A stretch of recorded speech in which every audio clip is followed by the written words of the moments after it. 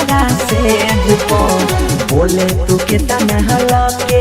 छौरी आई में गे हमारा से जुपो सुन के पता की लहंगा उठाई में सुन के पता की लहंगा उठाई में ना चढ़ जाए पौनी सटे सुन के पता की लहंगा उठाई में ना चढ़ जाए पौनी सटे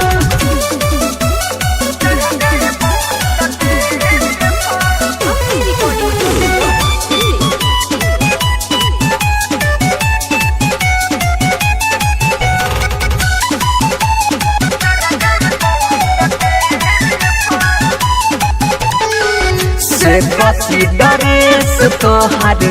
चोलिया छौटाई ढोरी पछौड़ा सब गई बारौले जरलाई पते के घायल कइने छौरी गे नाने ये जुपो कितना के घायल कइने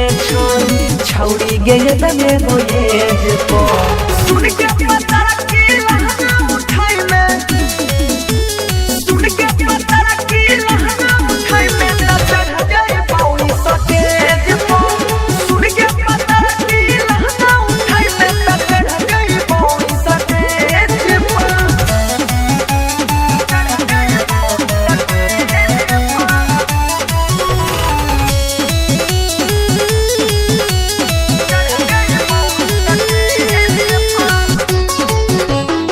सबसे अलग तोहर लागो या नदाज गे गोली चलाबई में छौरी सोमियाना में आज गे कहै छौ मनीष बनसी छौरी टिकल छिए के गो फेज को कहै छौ बनसी अंकित गे छौरी टिकल छिए के गो फेज को सुन के पता की लहंगा उठाई में सुन के पता की लहंगा उठाई में ना चढ़ जाए पौनी सटे सुन के पता की लहंगा उठाई में ना चढ़ जाए पौनी सटे